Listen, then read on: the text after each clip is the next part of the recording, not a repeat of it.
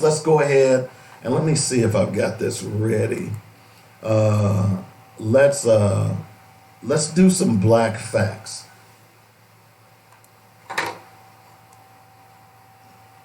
To Black Focus, That's show not design. black facts. Time. Nope, next to that one. Oh, there you go. Surrounding areas and the nation. Get ready. Black Focus. Our culture, our history, our people. Now you can widen that out so you can see it better. There you go. All right. Again, on the Wheels of Steel today, we've got Miss Ivy. She is a senior at McClellan High School, and she's probably ready to get out of school. You ready to get out of school, Ivy? No, you're not. Trust me. You don't want this grown folk stuff. I'm gonna tell you. You just don't. I'm gonna tell you. Y'all think y'all ready, but hey, there's something to be said about being able to walk into the kitchen and open the refrigerator and say, "Ma, we need more milk." Instead of saying, "Dang, man, we out of milk. Man, I ain't got nothing but $1. You know, I just eat my Cheerios with water." So, but Miss Ivy's on the Wheels of Steel, and she's doing a good job as well. Let me talk a little bit about, because I'm going to segue this in today. And, you know, I've been talking a lot about reparations. You know, I've talked about people, and, you know, an interesting story came out yesterday about someone who, oops, your grandfolks owned slaves? Really? So we're going to talk about that here in a moment, but I want to read this about New York Life. And the title of this is Insurance Policies on Slaves, New York Life's Complicated Past. Now, the whole point in this is to show you that not only did people benefit from slavery, okay, but also companies benefited from slavery, all right? So New York Life, the nation's third largest, not used to be, is still the third largest life insurance company, opened in Manhattan Financial District in the spring of 1845. The firm possessed a prime address, 58 Wall Street, and a board of trustees populated by some of the city's wealthiest merchants, bankers, and railroad magnates. Sales were sluggish that year, so the company looked south. Okay? They looked south. Okay? There in Richmond, Virginia, an enterprising New York Life agent sold more than 30 policies in a single day in February 1846. Soon, advertisements began appearing in newspapers from Wilmington, North Carolina, to Louisville, as the New York-based company encouraged Southerners to buy insurance to protect their most precious commodity, their slaves. So you didn't think we were worth anything, but you bought insurance on us? Alive, slaves were among a white man's, check this out, most prized possessions. Dead, they were considered virtually worthless. Life insurance changed the calculus, allowing slave owners to recoup 3/4 of a slave's value in the event of an untimely death. So that white slave owner's wife who killed the white slave girl because she was raped by the slave owner, they got paid for that. I'm just trying to clear it up. I want people to know. That's valid. Okay? That's valid. James D. Poyster Ogden, New York Life's first president, would later describe the American system of human bondage as evil. But by 1847, insurance policies on slaves accounted for 1/3 of the policies in the firm that would become one of the nation's Fortune 500 companies. Georgetown,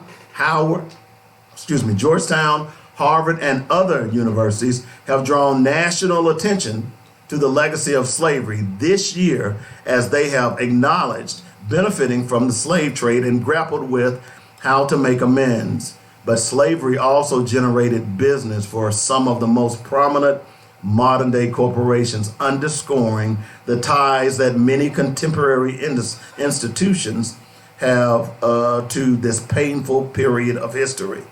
Banks absorbed by JP Morgan Chase and Wells Fargo allowed Southerners seeking loans to use their slaves as collateral and took possession of some of them when their slave owners defaulted.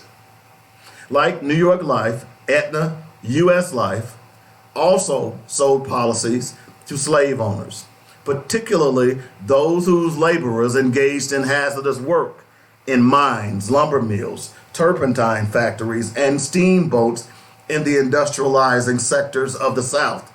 U.S. Life, a subsidiary of AIG, declined to comment on its slave policy sales. Wachovia, one of Wells Fargo's predecessor companies, has apologized for its historic ties to slavery, as have JP Morgan Chase and Aetna.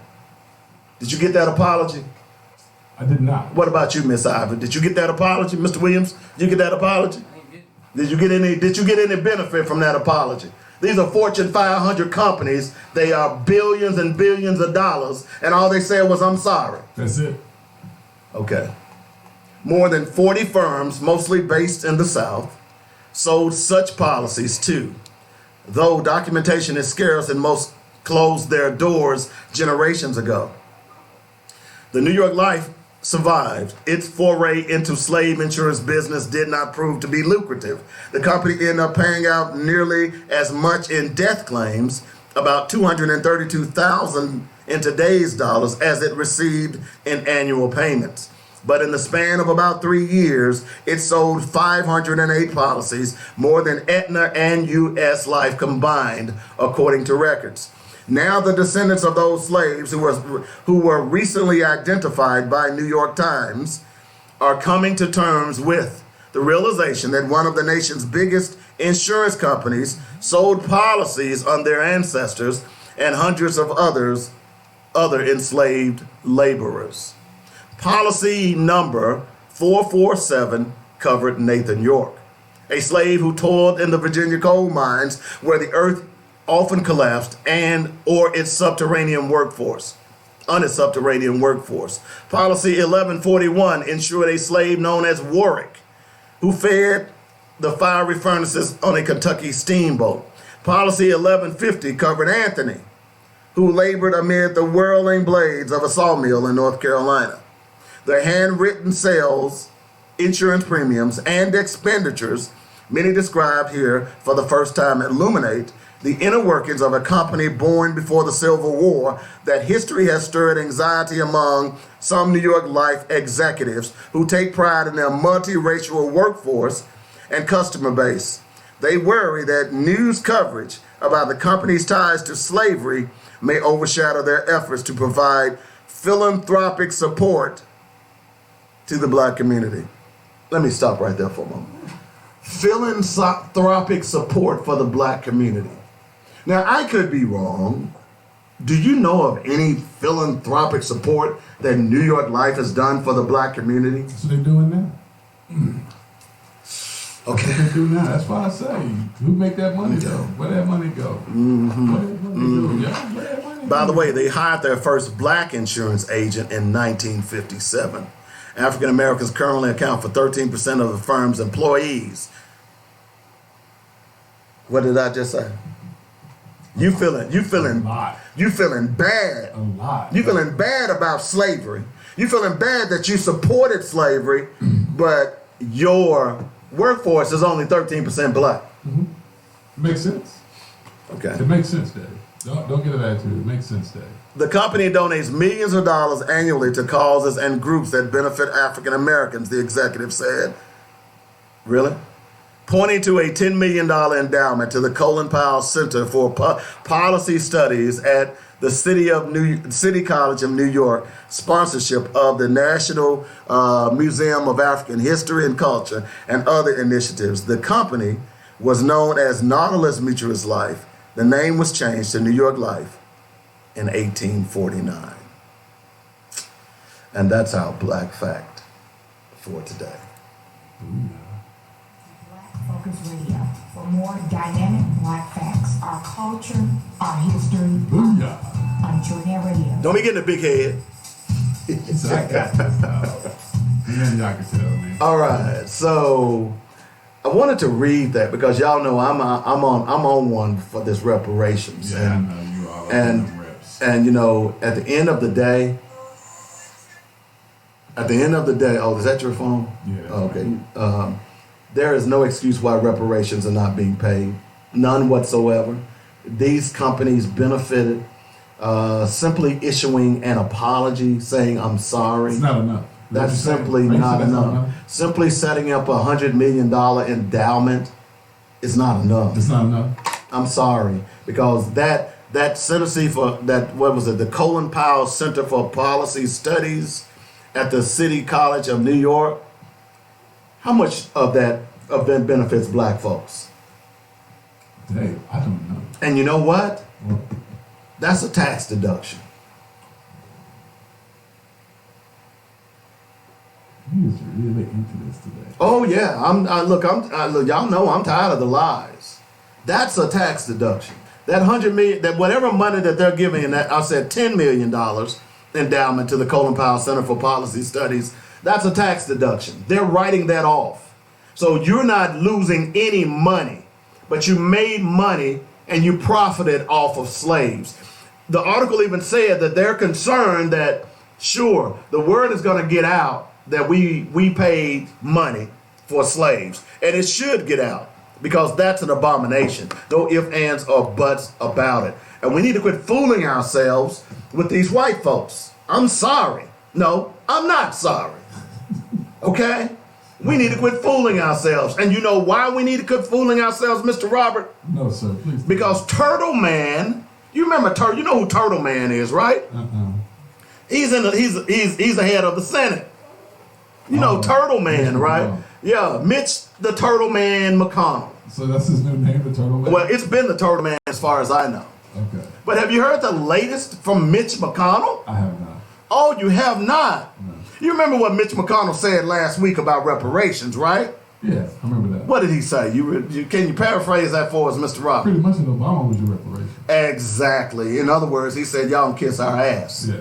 That's what he said. But now, you have to be careful because every now and then there will be some enterprising reporting and research done. And did you know that Mitch McConnell's family, which means Mitch McConnell, they own slaves? In fact, the records show they own 14 slaves, at least. So what was the average slave owned at that time? What was the average? That's a good question. I'd have to look that up. Yeah.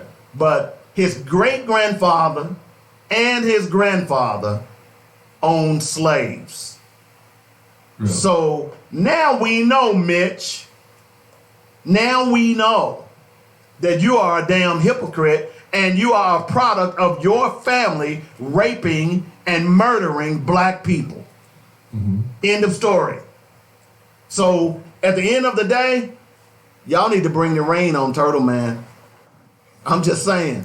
You cannot continue to allow this fool to get away with this mess because he's doing nothing. It's clear to me that remember, and by the way, he had the unmitigated gall to say, hey, we gave you Obama for reparations. And then it was Mitch McConnell who the day of the inauguration, he had a meeting with all of the Republicans in Washington and vowed to do everything that they could to keep Obama from having a legacy. And when Obama was about to leave office, what did Turtle Man say?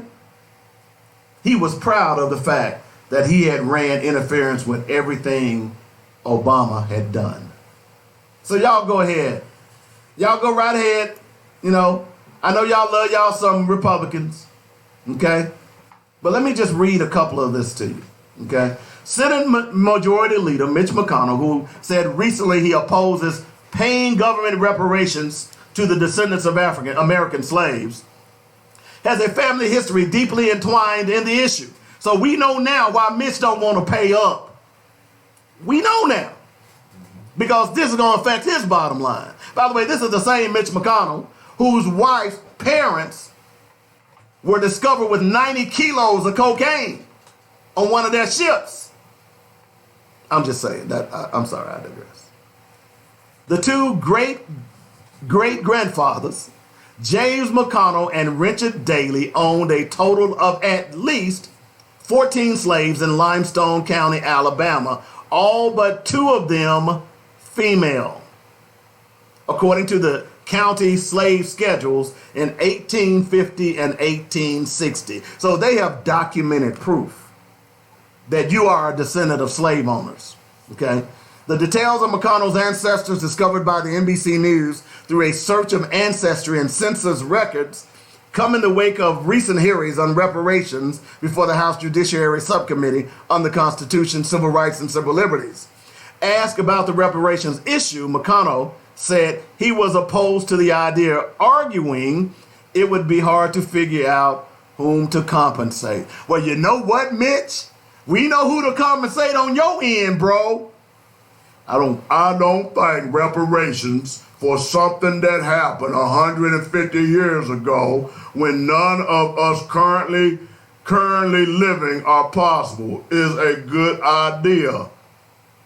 We tried to deal with our original sin of slavery by fighting a civil war. That ain't why you did it. Liar, liar, pants on fire.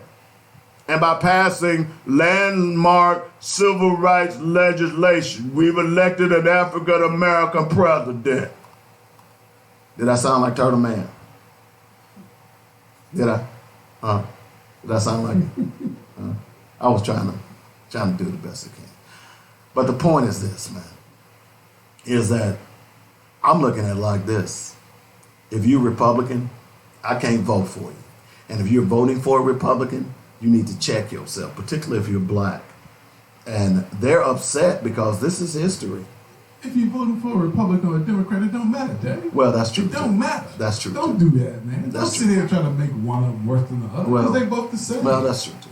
They're both just as bad as each other. Yeah. I mean, but right now, we got to vote against the Republicans. Nah, that's like saying vote for the Democrats. So you one of them lesser two evil guys. No, I'm for that's independence. Crazy. We don't have any independence. I'm for a triple party system. I'm for no party.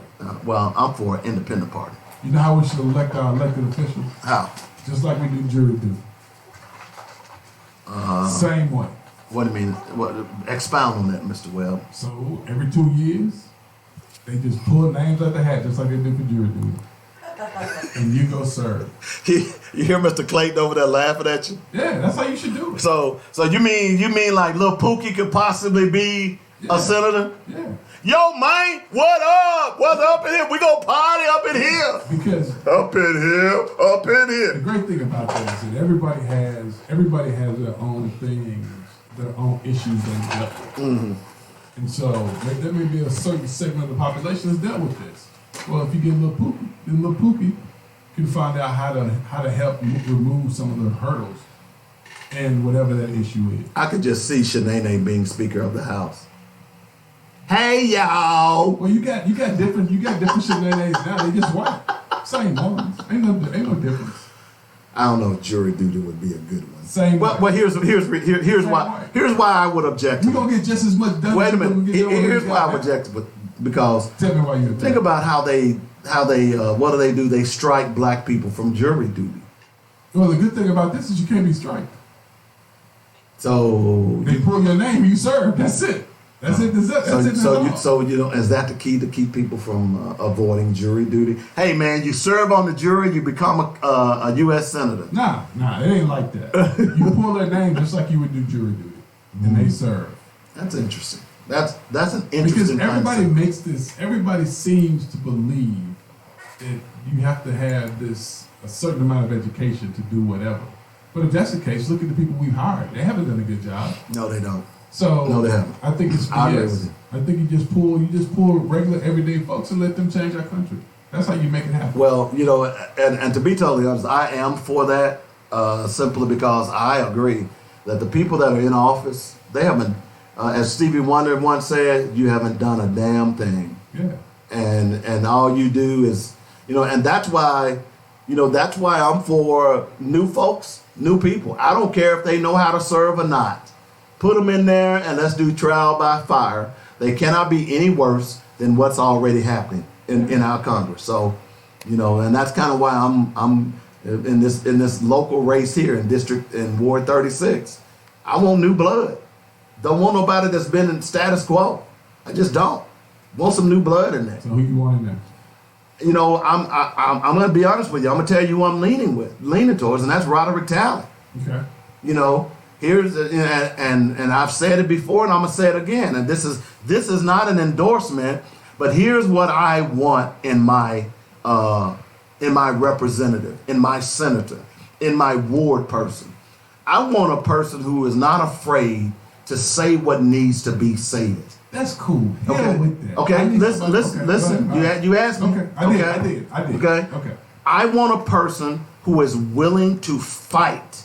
Okay. Here is a young man who has a proven record that when you first saw it, and I'll be honest, when I first heard the story, I'm thinking, something ain't right here with him. Mm-hmm. Fact of the matter is, he was right from the beginning. Now, here's the other point what really impressed me about him. Okay. He could have won his case, taken his ball, and went on. Mm-hmm. But what did he do? He started on his own dime, without an attorney, started researching other people who had been treated the same way. Mm-hmm. Reached out to them and said, hey, I can help you win your case. And just last week, another person that had been illegally searched, their door had been blown off, beat that case. Okay. That's the kind of brother I want. That's great. I'm gonna be honest. That's great. Okay. That's great. That's how I feel. But because again, let me finish and I'll be quiet. Because he took the time out to do the research.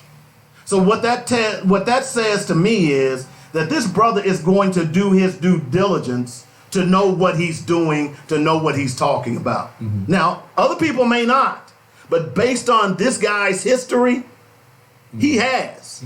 And right now, what we got up here at this state legislature, when was the last time you heard anything from anybody up there? No, I don't disagree. You see what I'm saying? I don't disagree. That's who I'm leaning towards. I don't care who you vote for, and I'm supporting my friend Darryl Stevens. Okay. And Kill his mic. Kill his mic. Kill his mic. But my point is, this is my point. This is what I'm gonna say about anybody. I don't care who you vote for. I want somebody who spent time learning how to get things done. Right? I don't care who you are. I don't care who you are. I want somebody who is knowledgeable about the office they're running for. Now, the guys who are running, I don't know if you can say that about all of them. I don't even know if you can say that about Darryl. My point is, I want somebody who's knowledgeable. I want somebody who's knowledgeable because, again, we keep electing folks who don't know nothing. Right. It's good to speak out. That's cool. Yeah, speak out. But damn, know something. But what do you always say? You can't be at a table. What do you always say? What? You always say, what have they done prior? What have they done? Yeah. Okay. Now, so hold on, Dave. Let me back you up. I need to walk you back a little bit, right? Now, when something happens to you and you go and research it, that's great. And then you help other people with it, that's fantastic. That's great. What did you do before that? You were forced to do something, right? I ain't talking about that. I can't have no conversation with you about that. You got forced to do what you did. I'm talking about brothers who out here who ain't been forced. Brothers out here who just doing what they need to do because they see that it needs to be done, right? Okay. But you ain't got your no guy. You ain't got no brothers out here doing that. Right, but I'm just saying your guy, and I don't know him one way or the other. But I'm saying again, what has he done for the community prior to saying, I want, and this is a question for all of them. Again, I don't want to get into I'm not endorsing. Right, I understand. My point is, now, I can't sit here and tell you what all he's done, right? Now, I'm only making one point, and this is my one point. I don't care who you are. I need you to know something. I need you to know something and have a plan.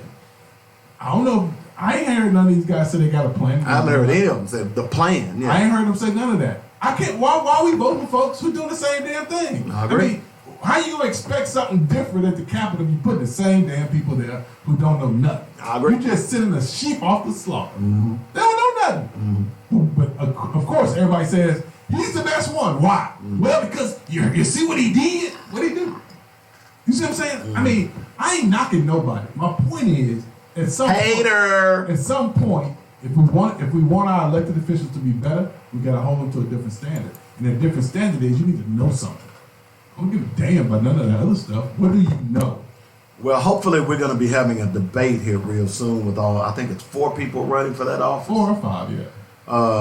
And I'll be talking to JC. I'm hoping that we can put something together that we can have a live debate with them, because what you're saying is true across the board. That's what's. I'm not endorsing Roderick. I'm just simply saying. No, I'm not endorsing anybody either. But I think I'm always saying this. Mm-hmm. You can't elect folk just because we like them. I know. Hell, I like a lot of folk. I wouldn't want them to get elected. But again, we got to challenge them to know something. You got to know something. I don't know. I like Pam Grier. She could be. Yeah, but you got to know something. You got to know something. I agree. You just can't get my vote just because you running. I mean, the bad thing about this is that pretty much people got to decide, okay, it ain't who's the best one. It ain't who's the best candidate. It's who's not the worst. You got to pick who's not the worst. And how do you figure that out? I don't know. Okay. Good luck. Yeah. But that's one point. Because this election is in August, right? A month away, yeah. August 6th. A little less than a month away. But that's the point. You got to decide who's not the worst one. You got to decide who's not going to screw up the most up there. That's what you got to decide. You ain't decide who's the best. Because they don't know nothing. What do they know? What do they know? And don't tell me I've served on boards and commissions. And what the hell that mean? What does that mean? I mean, seriously. Oh, I know. It doesn't. What does that mean? Here's what is important to me. What is your work? It's not like a resume. Yeah. It's not like I can do this. I want to know what you've actually done in the black community. That's important. That, to me, that's important, because if you tell me that I worked in this and in the black community to stop recidivism, this is what I did. I was head of the program, yada yada yada. That's important to me, because that says to me that you understand the criminal justice process. If you say I worked at a nonprofit in the black community to help young boys from going to jail, that's important to me. If you say, hey, I worked in the black community to keep young girls from getting pregnant, that's important to me. That means you are actually working in a black community, rubbing elbows with black people and their children. Just because you got a nice degree and you've never done anything like that, I can't vote for you, dog. Yeah. Whomever you are. But like I said, though, you need to be knowledgeable. You need to be knowledgeable. I want to hire somebody who has the knowledge that when they get in there, they know what's going on. I agree. Hit the ground running. Now, do any of the people that's running have the knowledge to hit the ground running? I don't know. From what I've heard, not many of them do. From what I've heard, not any of them do. So why are we so gung-ho? We should be looking for other candidates to try to get in the race if that's the case. It's too late for that. Because at the end of the day, what troubles me the most about this is that here we are again, right back where we started from. We sitting off another cat to do something, and we just hoping he don't get it done. The definition of insanity is doing the same thing and expecting a different result. But here we are again doing it. Here we are again doing it. Well, right now it's too late for anyone to get into the race. So again, like I said, what we're trying to do now, we're trying to decide of the 4 or 5 candidates, which one's the least worst. I agree. Not who's the best, because there ain't no best. If you don't know if you have not been studying state government, you haven't been going and sitting in the chambers and trying to learn something, you haven't been combing through the bills that they've passed, then how are you going to effectively represent us? Do you even know the issues of your own community? No. I mean, that's what's important. How do you do that? How can you honestly elect someone and you have no idea what the hell you do? I totally agree with you. Okay, my bad. I'm done. I'm off my No, soapbox. you did well, Mr. Webb. soapbox. I'm so proud of you. Whatever. Stop. 855-525-music. 5683 is a number. We're going to go out and take a quick break. When we come back, those dulcet tones was Robert Webb. We'll be back in a moment. And by the way, what made you change your photo, your picture? You got your little suit on, looking all up there, looking presidential and stuff. Yeah, man. You never know. And why the hell ain't you running? I'm not running. I'm not in the district first. I'm out of politics, man. I told you I'm done with politics. Yeah, I'm just saying. I'm done with the ticks, man. I'm done with I politics. support you, man. I'd be like your campaign guy that goes out and raises hell with everybody. Yeah. You know, I'm out, man. stirring folks up. I appreciate that. You be my hype guy, huh? Yeah, I'll be your hype man. Ladies and gentlemen, you have never met anyone like this guy, Robert Webb. Hey, I'm glad this I retired already. All right, we're going to take a quick break. We'll be back in a moment. You're listening to Black Focus Radio, our issues, our solutions, our voices on joynetradio.com. That's what's up. Kill the mics. Play it for about 10 seconds and hit the stop set.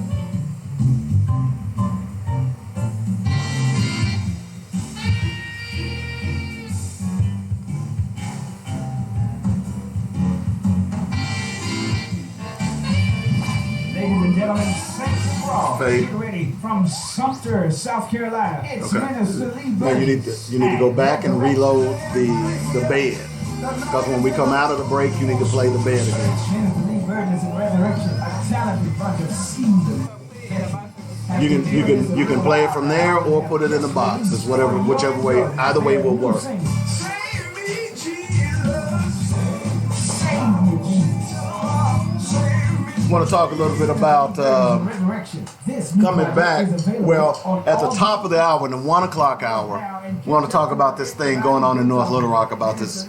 Yeah, have you seen the video of the 14-year-old kid being body slammed by the cop for riding her bike? I want to talk a little bit about that. All right, that's right. You don't watch those videos anymore. And we also want to talk a little bit about your girl Amber Geiger.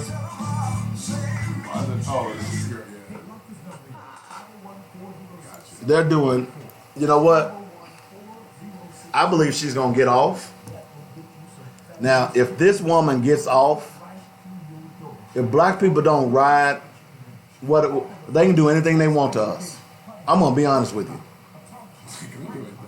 Well, that's what I'm saying. But here's a man in his house, minding his own business. There is no way you can justify this. I'm just saying.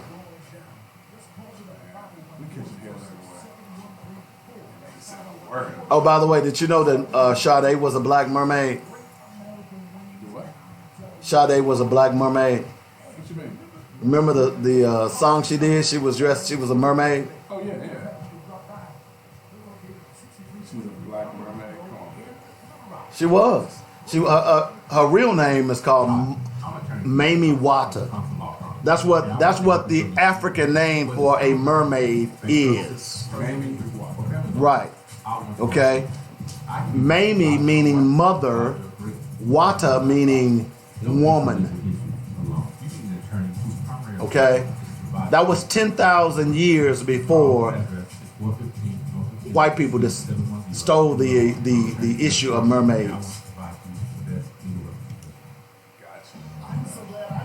You know they're upset about the Little Mermaid, right?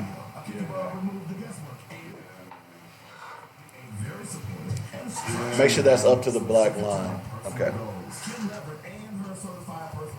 Even offer nutritional guidelines for my personal workout. It's about me at a Kick Above. Call 501-868-8850 or go to akickabove.com. When we come back, we'll play a little Christian trivia. You'll like this. Little what? Christian trivia. Christian trivia. Yep.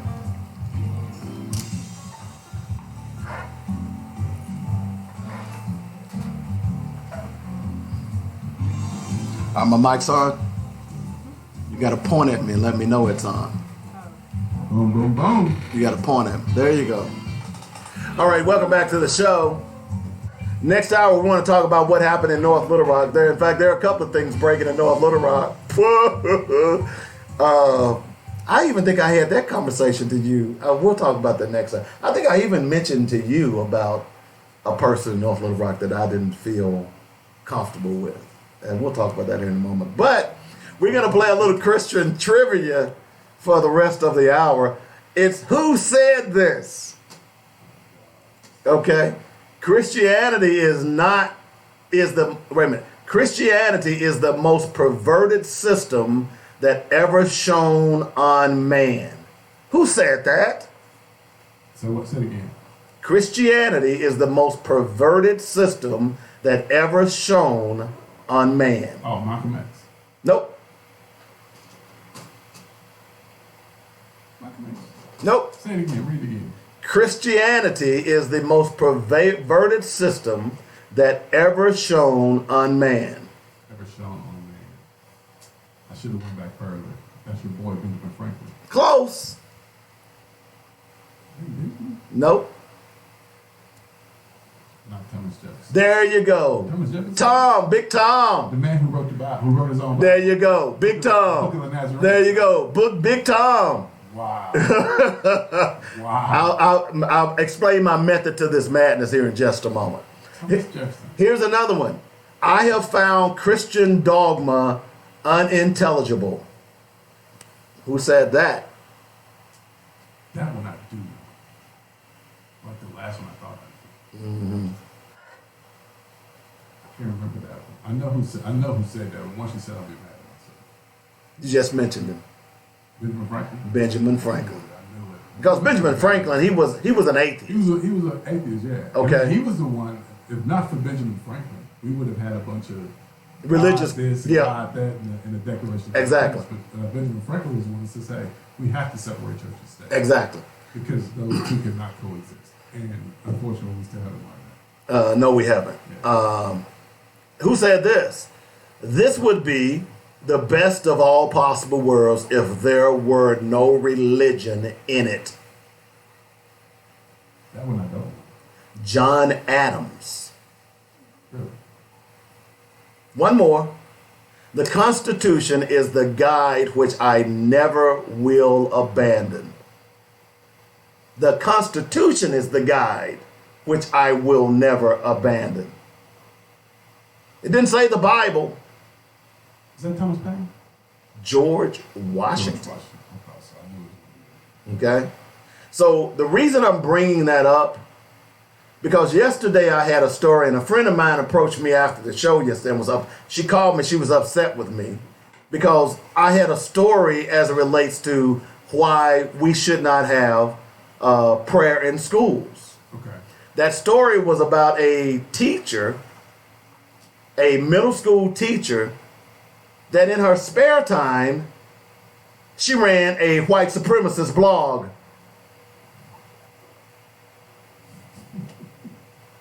Okay. Hello? Yeah, okay. So we always hear these people talking about we need prayer in school. Right. Now, would you want a white supremacist praying with your child? You thinking about it?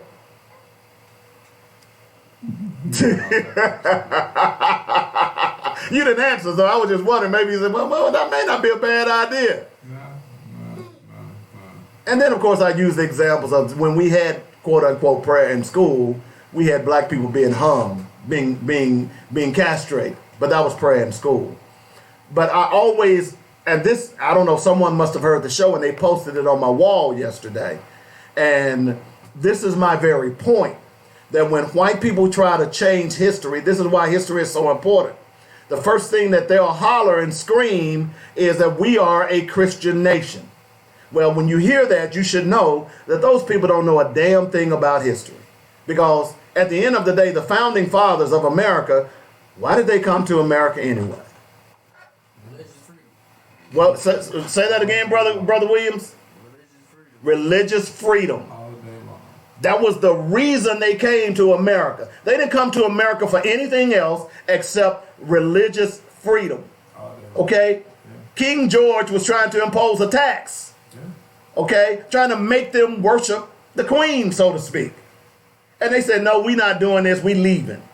So No, they didn't say we leaving. No, dog. no, they just snuck out the back door, you know. No, dog. They got ran up by the dog. So the point being is, They were told to get guns. when you talk about a Christian nation, and when you try to use, particularly you hear this a lot from white evangelicals, when you try to claim that this country is a Christian nation, well, obviously, the founding fathers didn't believe that there was a Christian nation. That's probably why they were so game for having slaves.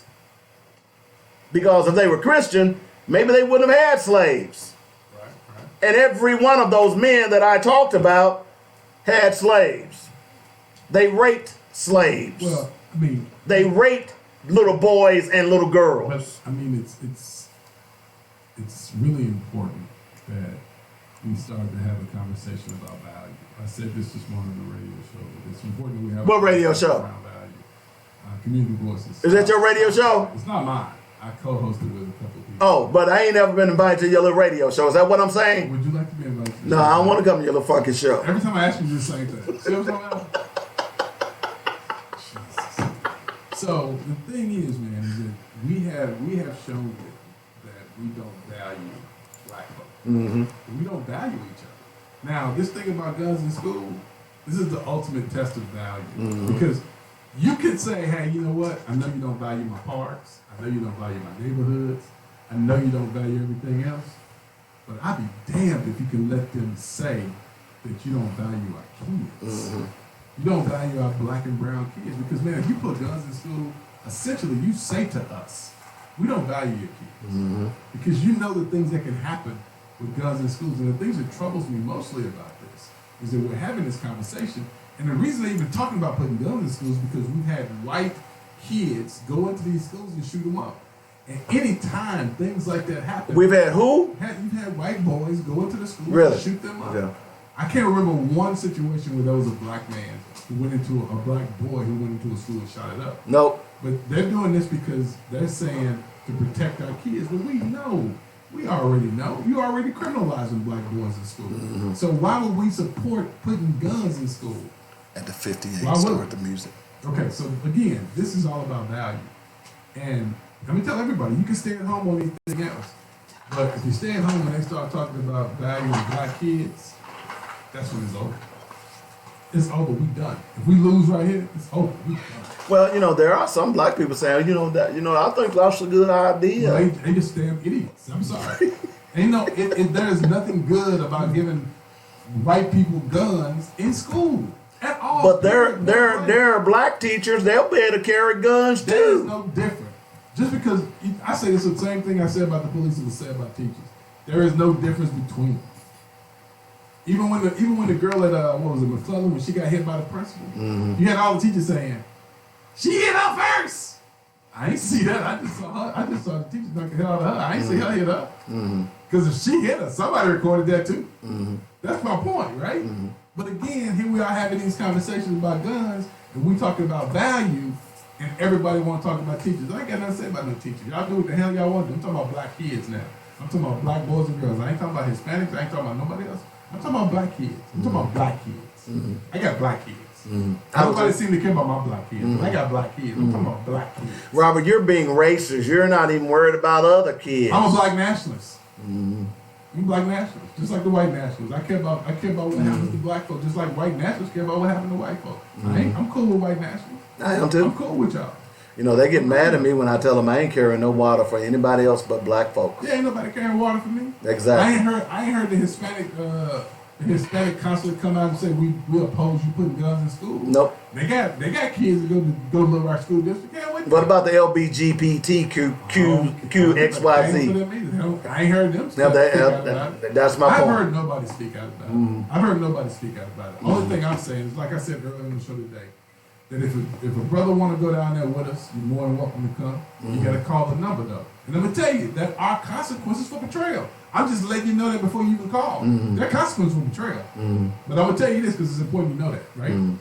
Don't expect me to support you if you don't support this. Because if you can't show that there is value in black folk, and especially our kids, come on, man, I can't ride with you. Well, you know. Oh, let me give the number. 501. Okay, what is this number? 612. This number for? And if you want to go down, we're going down and have a conversation with Johnny Key and Mike Poor about putting guns in schools. And brothers, we're going down and we're going to have a conversation with them. We're going to let them know this is not cool with us. Give us your rationale for doing so. Okay, give that number again. 501-612-6984. Give me a call. Don't call me talking about nothing else. Call me talking about. Hey, Rob, did you see the game last night? Don't call me talking about that. Hey, man, what about that free agency, man? LA versus LA, man. You know, but so they need to call this number to do what? Call me because we're going to put together a group. We're going down to the school board. We're going to have a meeting with Johnny Key. I think it needs to be, and you know what I'd love for it to be? What's that? It's all black men. Yeah, without a doubt. White men can come too. We ain't turning away nobody. But all we saying is, black men gotta have the forefront on that. So we gotta step up and we gotta be there. Can I we go? Gotta be there for our black kids. Can I go? Yeah, you can go. Do I need to call the number? No, you good, dog. You just tell me right now. Man, because you know, I'm dyslexic. I can't dial numbers, man. I'm lose. I You know, I don't know what them things look like. Sick. Okay. But now we're just gonna go down. We're just gonna go down and have a conversation about them putting guns in school, and we oppose it. And we want to have an intelligent conversation. So therefore, we're gonna have a couple of meetings beforehand so we can get some knowledge. And then we're gonna go in there and do our thing. Sounds like a winner. Let's make that happen. Hey, we got to go out and take the top of the hour break. When we get back, we're gonna jump into this thing that happened in North Little Rock. And were there ever happy slaves? Hey, your girl, what your girl say? She got a lot of slaves. She would have got more than none that was slaves. Hey, Harriet Must have been Tubman. something that was happening. Must have been something that would happen. Or out of their damn minds. We'll be back in a moment. This is Black Focus Radio. Our issues, our solutions, our voices. That's what's up. Stop set. Kill the mics. Soon as we stop talking, Clayton, y'all, soon as you hear we stop talking, hit the mics. Okay? All right? Because what'll happen is, quite often, people will think their mic's off and they'll say something and it'll go out on the air that you don't want going out on the air. So soon as we stop talking, kill the mics. Okay? Now, you got to come back to what? Top drop. Or email inquiries@arkansas-personal-injury.com. Our law offices Go up and click the media finder. Yeah. But you know there are top drops and the quick sets too. Now here's how I would set that up. I would go ahead and pull up, or you can do, in fact, I would go ahead and just pull up the news, load it down there, and then run the rest of it from the quick sets. Does that make sense?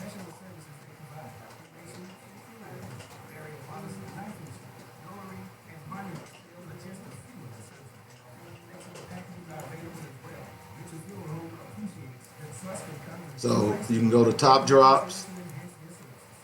So you can see how long it's gonna take. So you want to get one that's about 8-9 seconds. That way that'll give you an opportunity to switch back to my quick sets. And then you gotta do the disclaimer, the open, and then the news. Okay?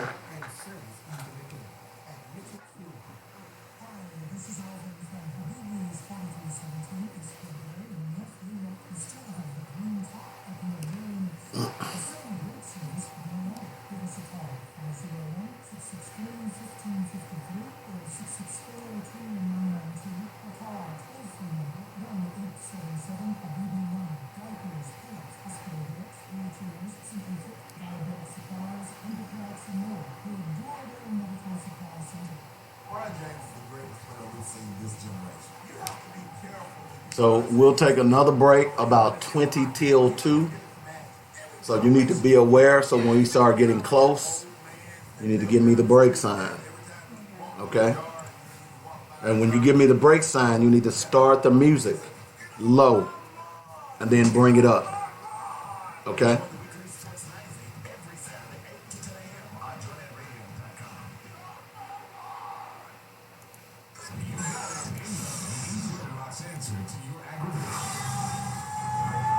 Disclaimer.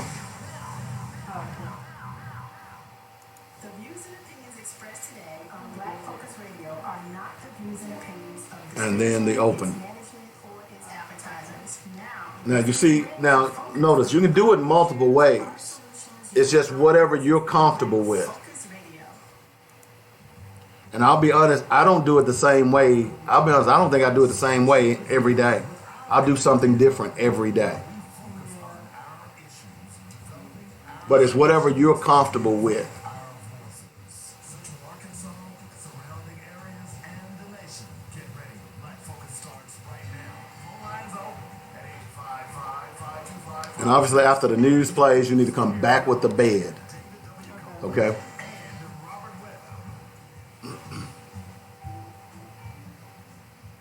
Okay, let it play about 5 seconds and hit the news.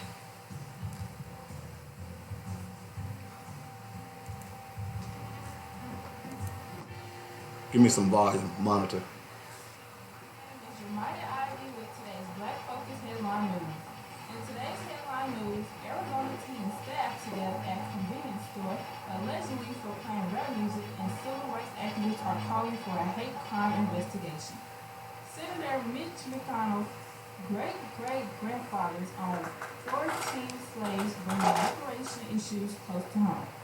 A young boy defends a black male as he begs his father not to call the police on him. The father did it anyway, and now the video is going viral. A judge who was lenient on a teen accused of rape because he came from a good family is getting threats. That's today's Black Focus headline news. Now it's time to get focused with more Black Focus Radio.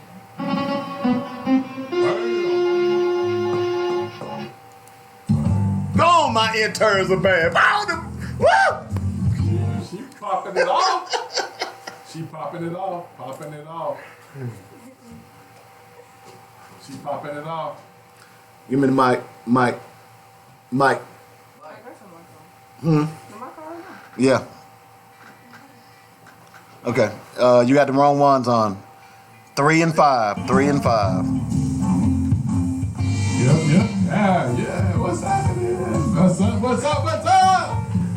Like I'm over here blowing it up, baby. Yeah, they get down, boy. I hate to pat myself on the back, but I'm a pretty good trader. You know what I'm saying? I'm a pretty good trader. You just got great students, man. I got great students too. You got great students. Listen, yeah, they're doing a great job. And what do we have? What is it? 3 more weeks? 3 or 4. 3. I think it's 4. I think we got 4 more weeks. So before it's That's over, what's up. we'll have them pretty immersed in running the board. I kind of like sitting over here. Now, this is the way it should be. Of course, I have to run the board and all that other stuff. But I should have a producer along with having being able to, like, when I want to look up stuff, I can do it quickly myself as opposed to having to worry about the board and all that other stuff. But anyway, you're listening to Black Focus Radio. Our issues, our solutions, our voices. The number is 855-525-5683. That's how you get in touch with us if you want to join the show. We're talking about a number of things today, as we do every day, as it relates to Black people. We talked a little bit last hour about carrying water for other people. And I've been invited to a lot of these forums and stuff like this, and people say, I invited you. Why didn't you come? And I want to tell them that, hey, that wasn't about me. But if you listen to this show, you ought to know. Yeah. You know what I'm saying? Yeah. And if it's not about my people, I'm not for it. I mean, that's just how I feel about it. You can't be like that. If it ain't gonna benefit Black folks, look, Black people have built this country. You just heard me read about an insurance company that has made millions of dollars off of Black people. You heard me talk about the Senate Majority Leader whose great-great-grandfather owned slaves. Black people have been bringing it for everybody else since they landed in South Carolina. Okay? I'm done. I ain't bringing it for nobody else. I'm not going to your event to save the puppy, to save the whale, to save the street sign, to save nothing. If it don't say save Black folks, I'm sorry. I can't lend my voice. That's just the bottom line on that. No, I'm not going to lend my voice to a gay rights organization. Sorry, that has nothing to do with black folks. You can do it. Yeah. More power to you. But it has nothing to do with black folks. If it doesn't have anything to do with black children, black men, black women, black families, black neighborhoods, it's got to have some blackness. If it doesn't, am I hearing, is that you? I'm hearing something. That's me. Oh, okay. Yeah, my bad. If it doesn't have that, I'm sorry. I'm not sorry. I'm unapologetic. That's where I am. I'm unapologetic. And I don't have to apologize for wanting to, because I mean, it's just too much going on for me to be sensitive about what other people think. Exactly. Time for that is Exactly. over. And not only that, I've spent a lot of my time championing some of those issues. I did too. You know what I'm saying? Yeah. I've spent a lot of my time championing those issues. And I tell you, when I started I Love My Children Too, I Love My Children Too was for black fathers. Okay? And it morphed into just fathers because I wasn't getting the support from black fathers because they were afraid of the system. Right. So trust me, I've done yeoman's work for white people, Hispanic people, Asian people, all other ethnic groups. I ain't doing that no more. Sorry, don't call. Dave Coleman ain't doing it. Now, if you want to come on the show, call me. We'll talk. Don't mean you're going to get on the show. Okay? Because this show is called what? Black Focus, right? Black Focus Radio. It's our what? Issues. Yeah. Our what? Solutions. Yeah. Our voices. But again, I think it's important that I want to continue to make these points about value, because I don't think everybody understands what I mean about value. So in 2000, I want to say it was like 2009, 2010, Daryl Dennis killed his wife on 12th Street. But before Daryl Dennis did that, the Creed Thomas got killed on 12th Street, actually 13th Street. Gatewood, I can't think of his name, got killed on 12th Street. There's another brother who got killed on 12th Street, but for the life of me, I can't remember now. Now, all these brothers were killed in about a run of a month. And there was no outcry from the white power base. Not one time did they say anything. Not one thing, not one time. Well. Nor did the black community say anything either. Well. Now, credit to Benny Johnson. Benny Johnson did do his thing, like he always does, and thank you very much for what you do, Benny. However, when the white boy was killed, Daryl Dennis happened to be an absconder. And what absconders are is they're people who are on probation or parole, but they're not going to see their probation officer and they're not paying their probation fees. Right? So when this happened, when this white young kid was murdered by this black man, the first thing they did is they called a meeting. And they wanted to talk about crime, okay? They had a meeting downtown where they had Mayor Stoller, they had David Sanders. At that time, I think David Sanders was a state representative. I don't think he was a state senator yet. I think he was just a state representative. And they had Max Brantley moderate. And they talked about crime in our city. But you know what they did though, right? You know what that was about. You get that, right? You get why they did that. White fear. No, that's not what that's about. That's about value. About value. We letting you know, we sending you a message. We value ours. Y'all don't value y'all's, but we value ours. You ain't gonna do this to ours. You get that, right? That's what that was about. That was about nothing else. That was sending the message, hey, we value our folk. Unfortunately, y'all don't value y'all's because y'all ain't doing nothing. It's all about value. That's why I say this thing with the school district.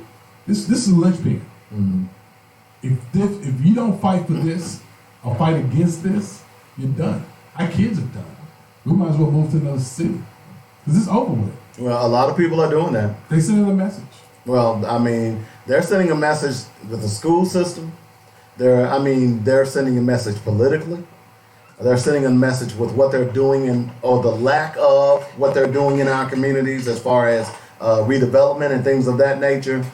At this point, I'm really frustrated with the black community in this city.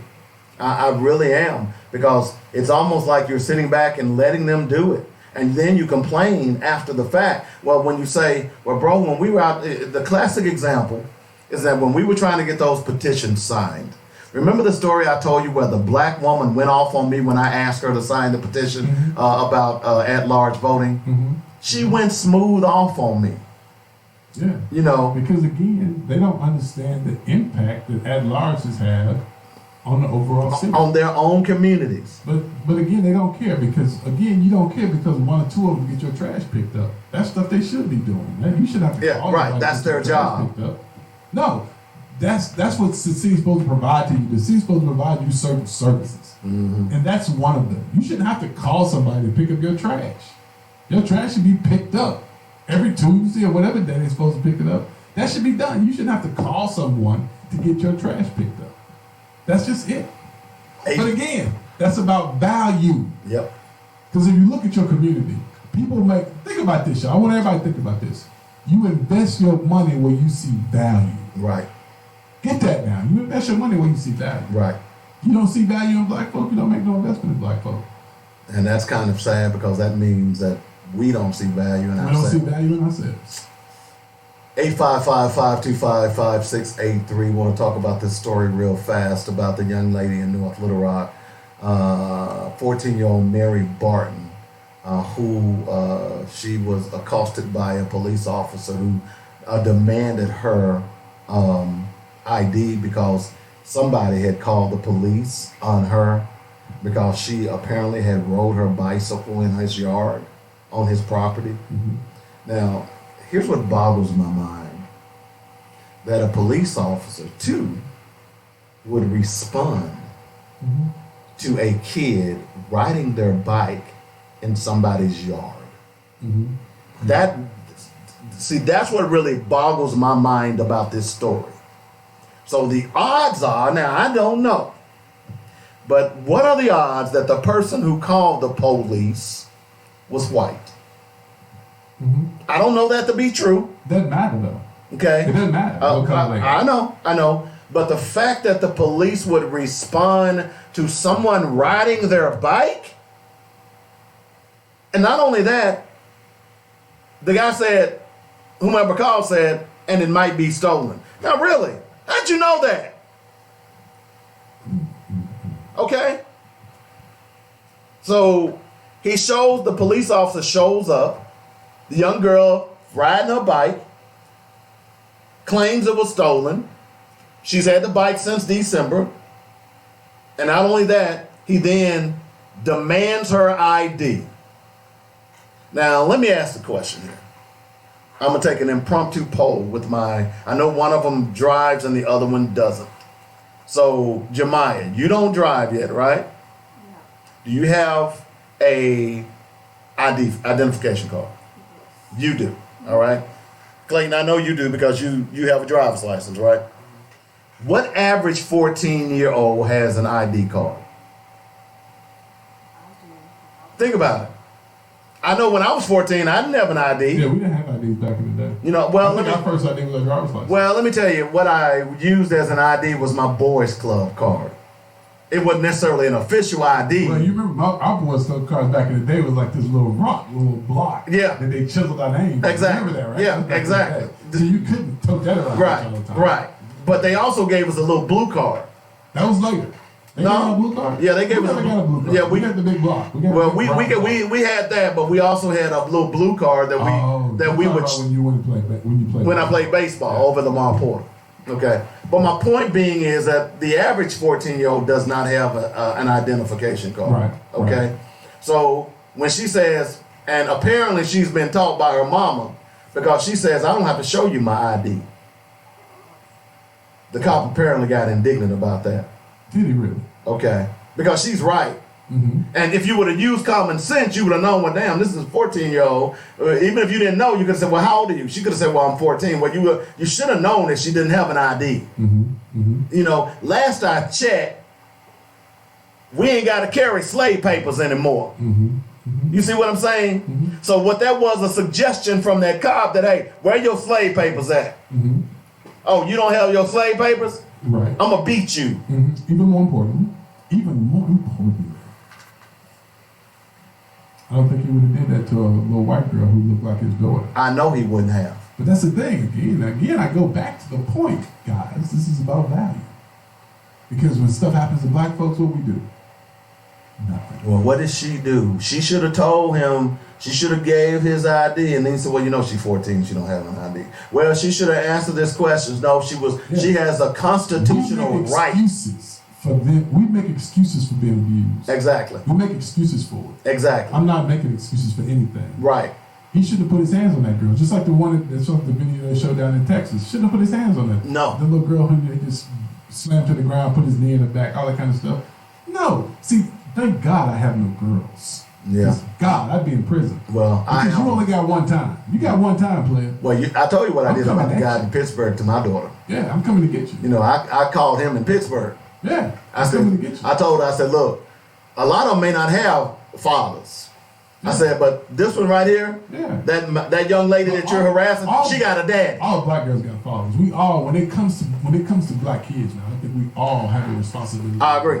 Because they look like us. Exactly. And again, like I said, if they're the future, then we have to protect that future. Exactly. And we can't protect that future by making excuses. So, Okay. so here's why I'm concerned about this. Okay.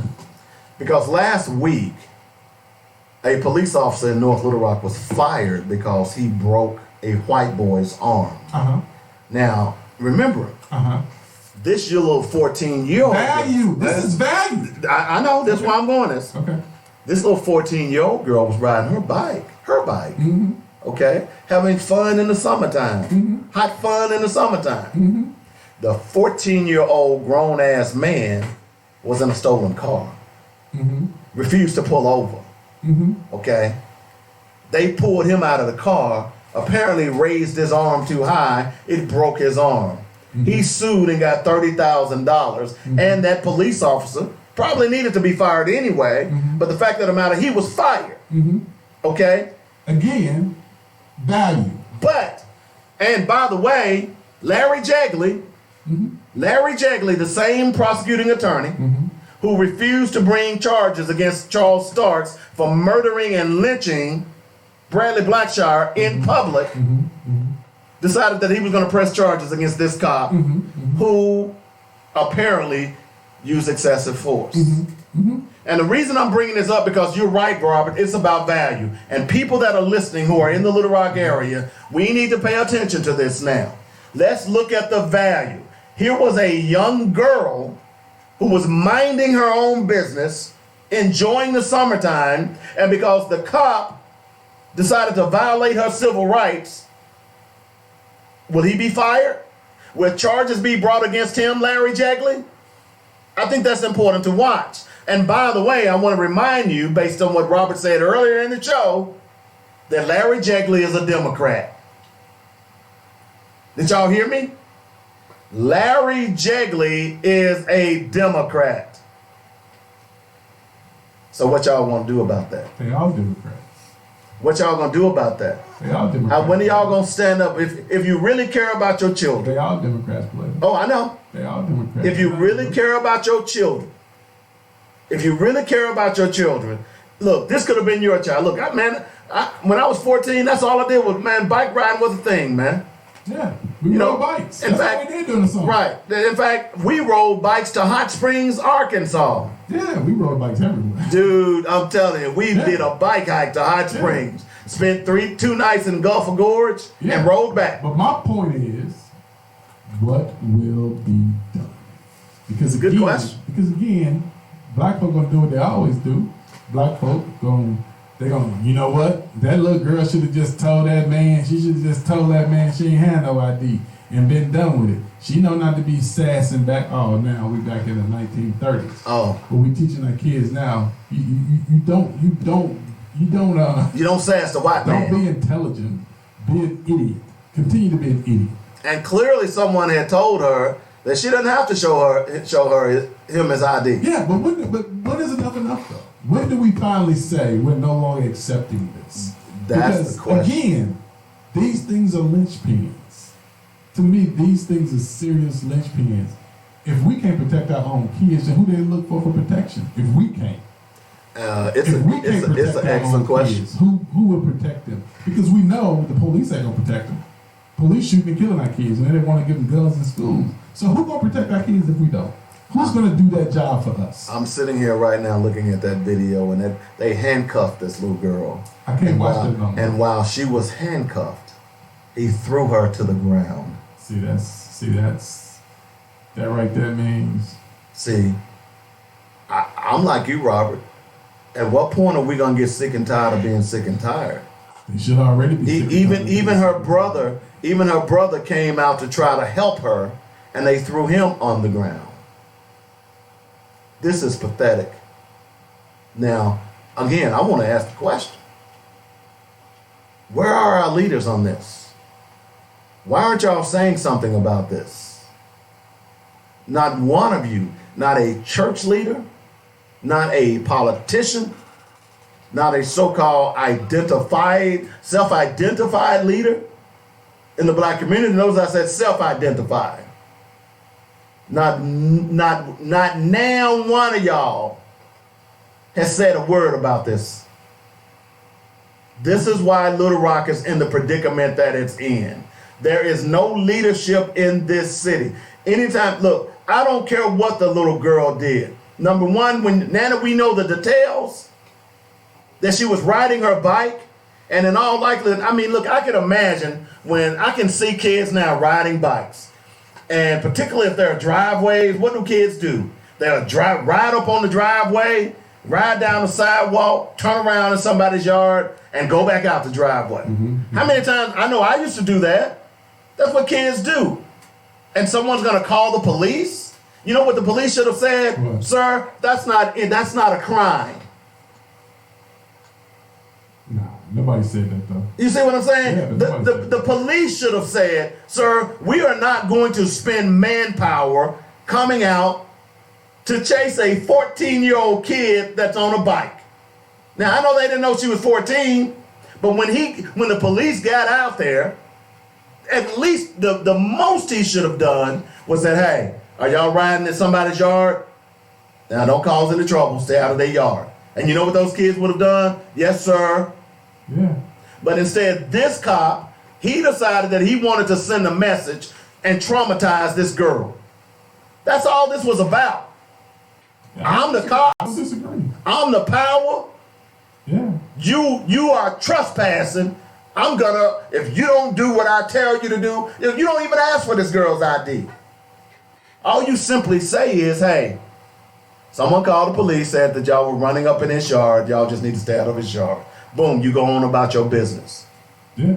But instead, you got to get out of the car, demand this child's ID. When you know a 14-year-old kid doesn't even carry an ID. And then when she asserts her constitutional right, which she had the right to do, and say, I don't have to give you my ID, you don't. Even as a grown man, if I'm walking down the street and the police says, hey, give me your ID, I don't have to give you my ID. In fact, I don't even have to carry ID unless I'm operating a car. Yeah. The only reason that I carry an ID is because I have a driver's license. So I have a wallet. So I have an ID. But if I'm walking down the street, I don't have to carry an ID. Quite often when I go fishing, I leave my wallet in my car. Yeah. I'm with you on that. Okay? Yeah. And I've been accosted by the game wardens. One of them was a brother, cool brother. He walks and say, hey man, I hate to bother you, you look like you're slaying them out there. He was trying to be nice because I wasn't catching jack. He says, I need to see your fishing license. I said, oh man, I left my ID in the car. And then it hit me. I had taken a picture of my ID, my fishing license, and put it on my phone. Okay? That's the only time you need an ID is when you're operating in somebody's official capacity. Riding a bicycle, last I checked, do you need a bicycle license? Nope. I don't think you did. So why are you asking for this girl's ID? But to your point, Robert, is that what frustrates me about some of these responses, well, she should have just obeyed the cop. She should have obeyed him. Really? I'm thinking about this story that I saw yesterday where this young lady was out running an errand for her mother. The cop said she ran a red light, pulled her over. This happened in Houston, by the way. Pulled her over, said that he smelled marijuana in the car, pulled her out of a car on the side of the road and raped her. And by the way, the reason we know this happened, because it was filmed on his car video. You know what, and by the way, there was another cop there as well. And by the way, did you know that those cops are still on the job? This was a black lady, a young black lady.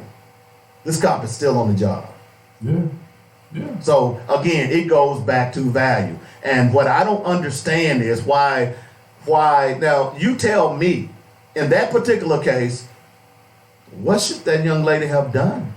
Yeah. Are you saying that she was violated and she doesn't have the right to justice? And here's what really killed me about that story. The Houston County DA is a sister, a black woman. And you know what she said yesterday when I saw, she responded by simply saying, although what happened was horrific, there's no evidence that he violated policy. Wait a minute. You pull over a black woman, you rape her on the side of the road, and there's no evidence of you violating policy? What about violating a crime? So here is a black DA who apparently doesn't value black people either. And therein lies the problem. That's why I say all of them that's in office got to go. Get them out of there. Get them out of there. You said you did what for the black community? I don't care. Get them out of there. You've been in office too long, and you've bitten off their system. You're feeding off their funk, and you're doing nothing but stinking up our community. I don't understand this. It makes no sense to me. Now, the other story from North Little Rock. I talked a little bit about this yesterday, and since yesterday, I've gotten more information. Now, I don't know the ins and outs of Officer Tommy Norman, but I'm going to tell you like this. When I first moved to Little Rock, I said that I didn't trust him. Did you and I have that conversation at one point, Robert? I'm not sure, did we? I think we did when we first started the show. Not on the air, but I think in person. But when I first moved, before I even moved back, I had been introduced to his story because I was coming to visit and I was staying with a friend. And we had that conversation. And then yesterday, that same conversation was validated by a lady friend of mine when we were talking about it. She said, I remember you saying that years ago. It's pretty clear that man is, if not abusing, he's exploiting those black women over there, wherever he's patrolling. I have a problem with white cops using black kids as props. You're talking about your boy Tommy Norman. Man. Tommy Norman. All right, brother. All right. I have a problem with white cops using black kids as props, when in fact, we know that you'll blow their brains out the first chance you get. You'll harass them the first chance you get. So stop pretending that you care about our black children, because if you did, there would not be so many black kids being murdered in the streets by cops. Period. End of story. So it concerns me that many people are saying, well, that's grown folks' business. I ain't gonna talk about grown folks' business. If that would have been a black man and what has come out about him, he'd have been raked across the coals. Not only by the news media, but black folks and particularly black women as well. So I need to point out something to people. I want everybody to hear this. So I heard a man say to me not long ago, they not killing black folk no more. Police not shooting black folk no more. We all know that not to be true, correct? I almost said something about a pig, but yeah. But tell me the last time y'all saw something on CNN, MSNBC, or Fox News about a black man being shot by the police. It doesn't happen. You know why? It's by design. Oh no. It's because of respect. Gavin Long did that. Respect for whom? Gavin Long did that. Y'all know who Gavin Long is? He's my hero. Y'all know who Gavin Long is? Oh yeah, he's the guy. You don't know who Gavin Long is a brother down in Baton Rouge. He killed 3 police officers because he was getting revenge for Philando Castile and Austin Sterling. That's why you don't hear it. You know who Mikhail, I can't think of his middle name now. Xavier Johnson, you know who that is? That's the brother who killed police officers in Dallas. Y'all get that, right? Aggression is respect in this country. No aggression, no respect. No aggression, no respect. Now, they used to just play this stuff and they just loop it. I mean, they just play it all day. They just have all kind of conversations. You don't see that no more. Because them brothers sent a message. It's unacceptable. Now, the bad thing is they sent that message and then we started saying they crazy. No, Yep, they ain't crazy. They ain't crazy. Their brothers were soldiers. They was heroes. If you ain't willing to die for what you believe, you ain't about nothing. If you ain't willing to die for it, don't talk about it, be about it. Those brothers were about it. They were tired of what they saw and they did something about it. Now, am I saying that violence is what we should be striving for? No. I'm saying what America says about violence. You do everything else you can, and when you have nothing else left, that's what America do, right? America says about violence. America respects violence. It respects it. It respects it. I agree. But you can't keep hurting our people and think that you're not gonna feel it. Well, You can't do that. Well, and that's the point, Robert. You make an excellent point, because until we begin to say we've had enough, not just say it, but show it in action, that's going to continue. It ain't, look, police are still killing black folks. They just killed one. Look, what was that? That's been less than a month that a guy was killed in Indianapolis. Yeah, In South Bend, you know, and the only reason that got coverage is because the mayor of South Bend is Pete Buttigieg, and he's running for president. Exactly. And they had and the local black residents had to call him out, so they figured, hey, that looks like good news. That's a good news headline story. Yeah. Let's cover that. Well, let's cover it in a different way, though. We ain't gonna talk about the shooting itself. Right. We ain't doing that no more. Right. But they realize the one thing America respects more than anything is violence. You can't keep hurting our kids and think you're not going to feel no violence from the black community, because at some point you will. Because that's not going to continue to happen. Well, you can't continue to do that and think it's going to be cool. It's right there. I'm gonna tell you, it's palpable. You can see these young brothers and sisters. It's a powder keg. Something's gonna blow this thing, and they're gonna say, "Well, why didn't we know about it?" Well, black people have been telling you for the longest, but y'all are not paying I attention. think at some point it's only so far you can push anybody. Well, I've always said, look, young people, they ain't going. They've had enough, man. These young brothers and sisters have already said, look, even me, I'm 35 years old, and I ain't going. I'm done. I've said over and over again, I'd have been a dead slave, but there'd have been a whole plantation that was going to be dead with me. I'm gonna tell you, that's just how I feel about it. And we got to start standing up for our own. It's pretty clear that they're not going to stand up for us. Let's forget this. Let's forget about this fakeness that's going on. They don't care. This whole thing about schools, they don't care. They want to use those schools to make money off your black children. Right. You know, that's why when people hear me talk about y'all need to stop spending your money, stop sending your kids to these white colleges. Tell y'all, if we boycotted one game, we told our kids to stop playing one game, it would change this whole process. Because guess what? I read a story earlier, New York Life. Yeah. That was about money.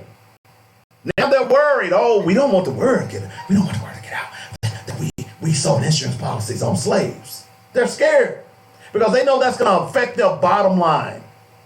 Our number one commodity are these two people that are sitting in this studio right now. 17 years old. Yeah. If you go back and look at history, those people that were fighting for civil rights in the 60s, they were 15, 16, 17 years old. They were the ones that were doing the marches. And some of them were young as elementary school age, 6 and 7 years old. We have, for whatever reasons, and again, I believe that's why they don't teach history in schools anymore.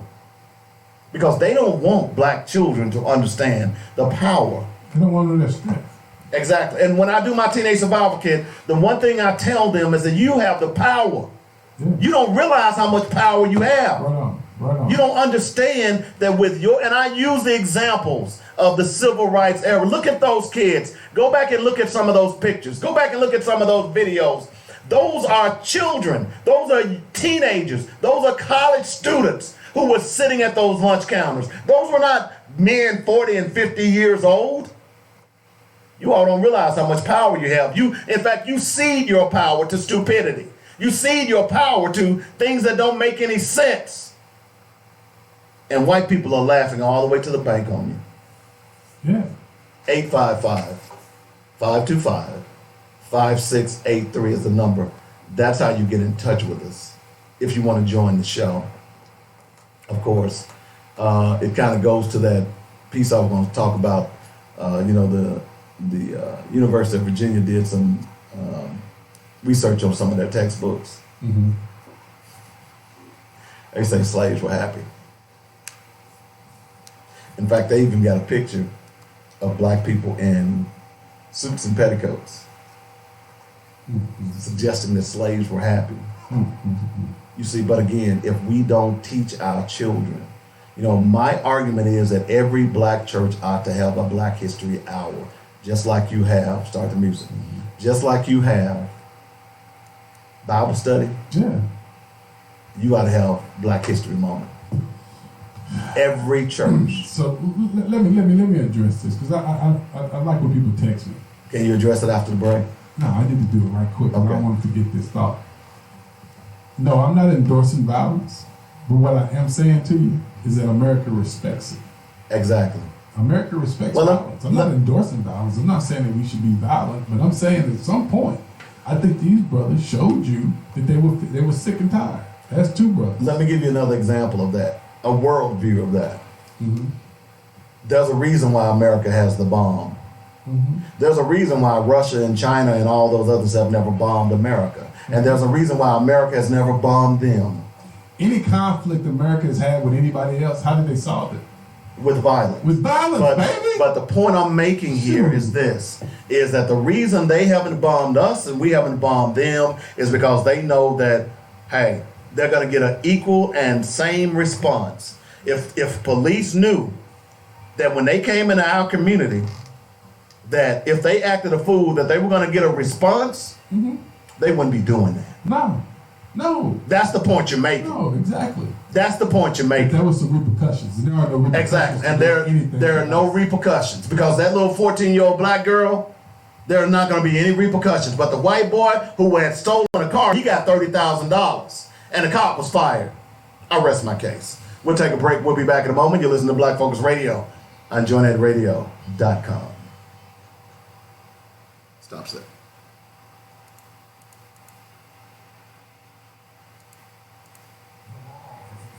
Mike.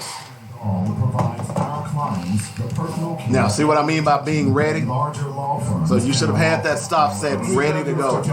Hundreds of cases to verdict in state and federal court and recovered millions. But even still, what you could have done in that case is went to the media finder, pulled the stop set down into the cart, and you still could have had the quick sets up. Okay. So again, it's about thinking. I know I got to take a break. How do I want to do this break? Okay.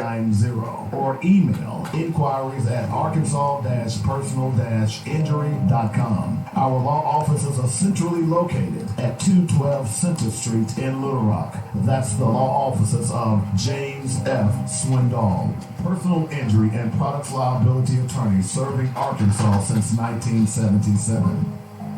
Mitchell Funeral Home welcomes all of Arkadelphia and Arkansas to connect with a family-owned and operated service provider in Clark County since 1966. At Mitchell Funeral Home, they understand that the funeral is a celebration of a life and legacy, so the entire staff takes great pride in the caring, personal, and professional services they provide. Cremations, funeral planning, burial policy, life insurance, notary, and monument sales are just a few of the services they offer. Flexible packages are available as well. Mitchell Funeral Home appreciates the trust and confidence placed in them and will continue to enhance their services so as to serve you better. Call now. Get connected. 870-246-2611. That's 870-246-2611. 2611. Call, click, or come by. MitchellFuneralServices.com. Don't wait till we're needed. Call us now. Let's walk through this together. 870-246-2611. It's quality you can appreciate and service you can depend on at Mitchell Funeral Home.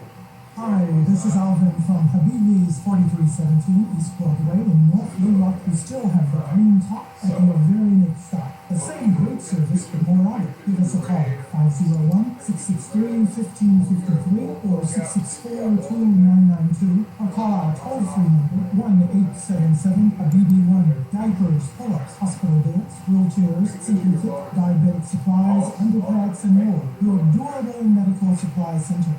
LeBron James is the greatest player we've seen this Coming back with You the have to be big. careful when you start saying, and so he went as good as mine, or he went as good as Magic. Every generation you get that. You begin to sound like that old man that lives down the street, and every time you walk on his yard, and you even walk by his yard, he's on the porch, and he's got that little crooked finger, and he's like, get off my lawn! Get off my lawn! Join the weekly sports magazine every Saturday, 8 to 10 a.m. on JoyNetRadio.com. Get off my lawn! Nice.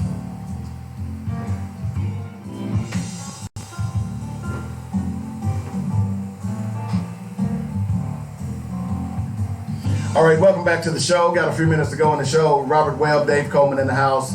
It's Black Focus Radio. Our issues, our solutions, our voices. 855-525-5683 is the number. That's how you get in touch with me. I want to read this, and this is kind of, this is by a Ghanaian actress. Her name is Efia Odo. I believe you just like pronouncing the names. Well, I'm thinking about moving to Ghana. I am. You know, their president has said they've invited all children of Africa back. And I got one last great adventure. That might be it. I know some of the listeners out there said, thank God, when you leaving? None of your damn business. But here's what she said. When I tell you that white supremacy has affected the entire world, we know its major effects is in Ghana and in parts of Africa. Okay. It's affected us too, but in Africa, that was ground zero, so to speak. Okay. Makes sense. Here's what she says. Black people are mostly prejudiced and discriminative towards each other than any other race. Who taught you people how to hate each other so much? Does it make you feel good afterwards? Is there a special reward you accommodate after spewing such hatred? I want to know, is it worth it? Now that's deep. Because see, that's the same stuff that we've been talking about as it relates to black businesses. We are the only people that boycott our own businesses. Mm-hmm. We are the only people that boycott our own businesses. And to your point about value, Robert, because that's really what it is. If you don't value yourself, why would you expect anyone else to value you? It's kind of like, look at it from a personal standpoint. Self-esteem is a real big deal. Okay? Ms. Ivy, do you like yourself? You see how she shook her head like, of course. You know, if you don't like yourself, nobody else is going to do it for you. No one else is going to care for you. So from a black perspective, if you don't give a damn about your own community, why should Asians? Why should Latinos? Why should white people? I agree. You see? And until that same story about that young girl, we should be up in arms. We ought to be up in arms in this city. Don't matter if don't sit back and because you live in Little Rock. See, that's what they do in North Little Rock. I don't want to hear that mess. Right. Who cares if you live in Little Rock and it happened in North Little Rock? We just had Bradley Blackshire lynched in Little Rock. So you want to point the fingers at North Little Rock? No. Little Rock, Metro, Pulaski County is a problem. Yeah. What are you going to do? Yeah. It's a problem. And until you stop sitting on your hands, this is going to continue. You know, I mentioned Amber Geiger earlier in the show. So now here's what they're doing. And here, to me, I'm gonna say it right now. I said then that Charles Starks was going to get off. A lot of people got upset with me. I can't believe you said that. He did. Not that I wanted him to, but I understand this system. I'm going to say right now, Amber Geiger, the murderer of Botham John, is going to get off. Yeah, I agree with that. Okay? Yeah, I agree with that. Now, here's why this is important. You can't argue, black folks, black ministers, black Republican and Democrat water carriers. You can't argue that Botham John was doing anything wrong. Here was a black man who worked for a Fortune 500 company, Morgan Chase, I believe it was, who was in his home sleep when someone came in his door. In his door. He was minding his own business when someone came in. Let me take that back. Not came in his door, but broke into his house. Yeah. It don't matter if the door was open, because you know what? How many times have you seen bait car? Y'all know that show, Bait Car, where they set up a car, they leave cars in it, they leave it running, they put a camera in it, and they'll set it up in the black community, which they typically do. Yeah. And if someone steals it, that the guy who steals the car, he can't say, "Hey man, keys was in and the door was open." Right, yeah. He can't use that as a defense. He still stole the car. Yeah. So any defense that you all want to try to make for Amber Geiger, police, you can't use that defense. But I'm telling you, that's what they're trying to do. They're trying to say that, oh, well, his door was open. Now we proved on this show that door doesn't stay open. Those are automatic locked doors. You go out the door, it automatically closes. We know that, okay? But now they're trying to get the case moved out of Dallas County altogether. You know what that means, right? When you hear them saying they're trying to move a case, and they're saying, oh, well, it's too much publicity in this case. Well, who in the hell hadn't heard about this case? No matter where you move it. Are you telling me that people outside of Dallas hadn't heard about this case? Are you saying people in Oklahoma, New York, Arkansas, Texas? Now, obviously, they're not going to move it out of the state. But my point being is that they're claiming that they want to move this case to be tried in another county because of publicity. Yeah, that's always the case. That's always the case. So, nothing new about that. So in this particular case, who hadn't heard about this case? Where can you move this case in America that no one has heard about? Now, it has to be in Texas, but I'm just saying in America, who has not heard about this case? Yeah. So typically when they want to move these types of cases, they want to wire up. You took the words right out of my mouth. It really doesn't matter because they did the same thing they tried to do the same thing. They wanted to move it to Simi Valley. Yes. OJ case. Yes. I mean, not the OJ case. Well, they did move to Simi Valley. Not the OJ case. The Rodney King. Rodney King. Yeah. Yeah.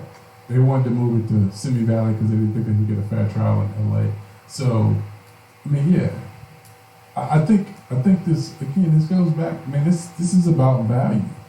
But nothing but value. And this is where I'm going with it, Robert, because that's so important. Yeah. Because even in the Rodney King case, yeah, you could argue that he was violating the law. Who, Rodney King? Yes. Yeah. You could argue that. But with Botham Jean, yeah, he was in his apartment. Yeah, but you know what? Yeah, in his apartment, minding his own business. Just like Mr. Ellison.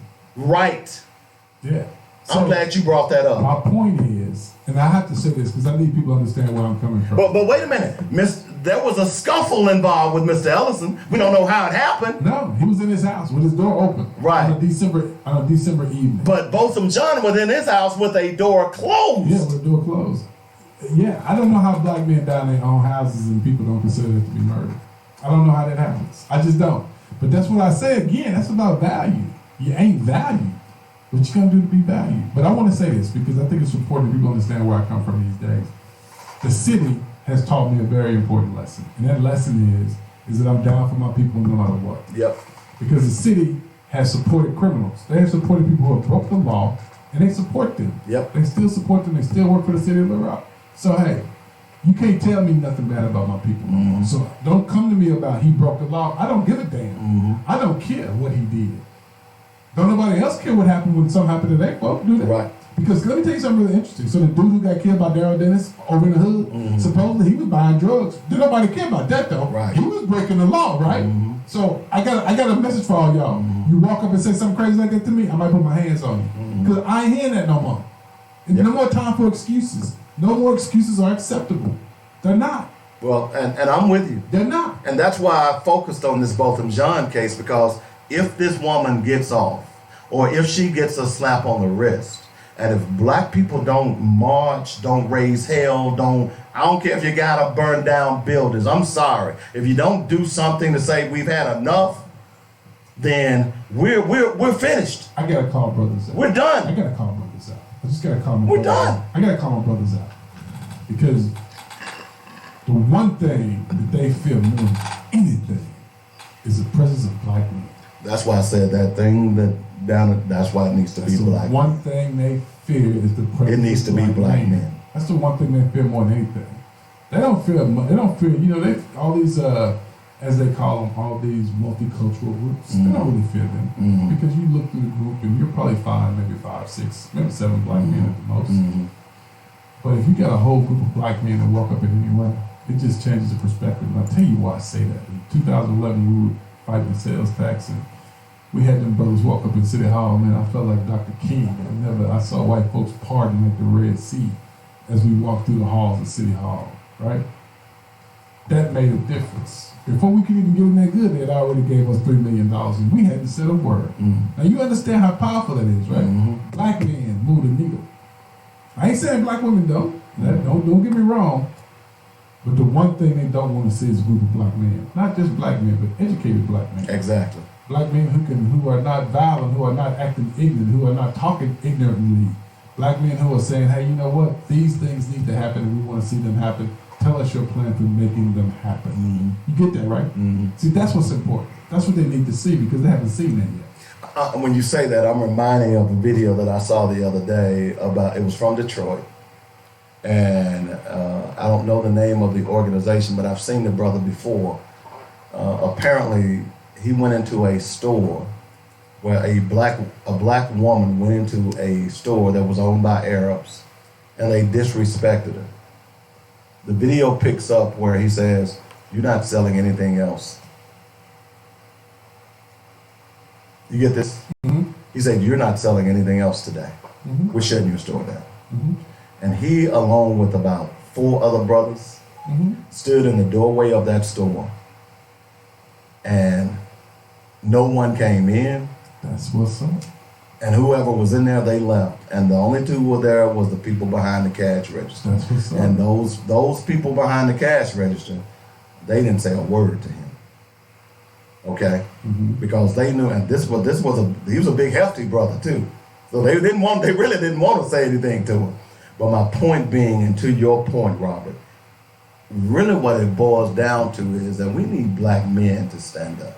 You gotta get in this fight, brothers. We need brothers to stand up. Stop pushing your sister out, your sisters and your woman out in front so she can take a bullet while you hiding.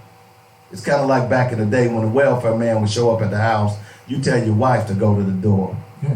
No You longer is wouldn't. that acceptable. That's not acceptable anymore. No. We have got to begin, brothers, when you get that number, you call that number, and I expect black men to show up in force. Look, don't give me that stuff where I ain't got no kids in school. Don't matter. You own a piece Exactly. of that district. Exactly. If you got a car, you own a piece of the district. Exactly. If you got a house, you own a piece of that district. If you pay any tax in Little Rock, you own a piece of the Little Rock School District. Exactly. Don't matter. And that's the point I'm making. You are Let's stop. stockholders. Look, I know you are as sick and tired of this as I am. I know I am. I've had enough of this. Mm-hmm. You know, I'm tired of every time I turn on the news I'm sorry, it's not every time I turn on the news. We're having to get our news from black sources now because the general news body is not covering these stories. No. And if they do cover them, they're not covering them from our perspective. No. Okay? So That's sensationalized. exactly. So we as black people, if you believe in anything, you believe in your children, your grandchildren, at what point, look, we've passed a generation now for the civil rights struggle. A generation has taken over. What will you leave for the upcoming generation? You see, Dr. King and his ilk, they left the potential for civil rights. I said potential because you still don't have them. Right. You get that, right? Yeah, I get that. Anytime your Congress has to go back and vote on the Voting Rights Act and the Civil Rights Act every, 6 years? Mm-hmm. You don't have any rights.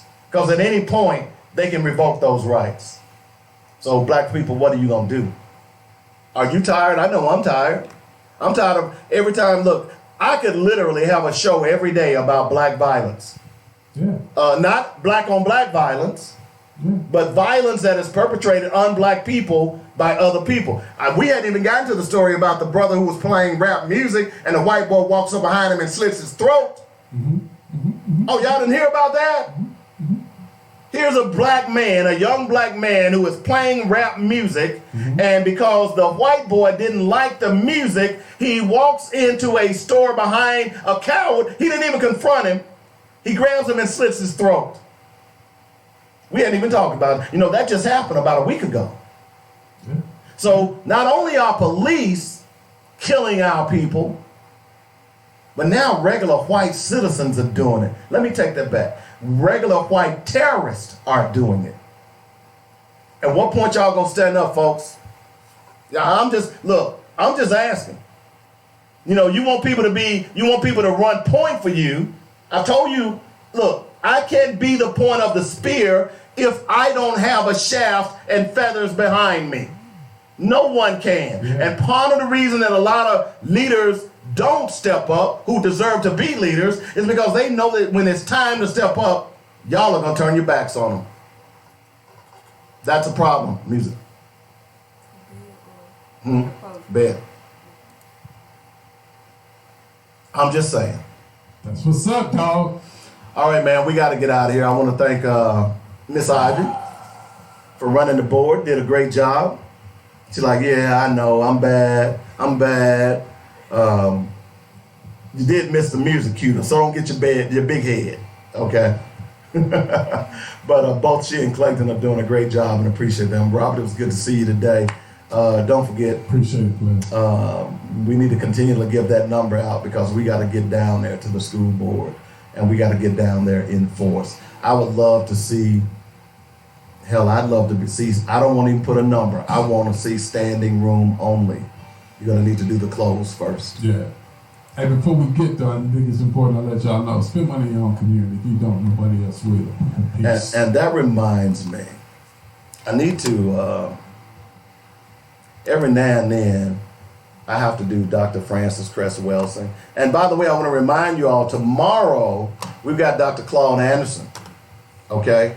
We're going to talk a little bit about black economics. It's important that we do so. But here's Dr. Francis Cress Welsing. We are the only people on this entire planet who have been taught to sing and praise our demeanment. I'm a bitch, I'm a hoe, I'm a gangster, I'm a thug, I'm a dog. If you can train people to demean and degrade themselves, you can oppress them forever. You can even program them to kill themselves and they won't understand what happened. Y'all have a great day. Close. Peace. Mics. You've been listening to Black Focus, where we discuss our issues with our solutions. All right. So once that stops, you can just go straight and hit the automation page. Hit the automation. Y'all ever get the soul machine? Not yet. We're still. What kind of soul machine y'all trying to get? She just needs something that she can practice on. You have any ideas? She was knocked out, man. That's good work if you can get it. I'm telling you. You have any ideas? Hit the automation, and then fade the music. Oh, it stops automatically. Okay, good. Turn the monitor down. Yeah, let me know what kind of soul machine. So you have some ideas? Yeah, I got some ideas. So let me know what kind of soul machine. Yes.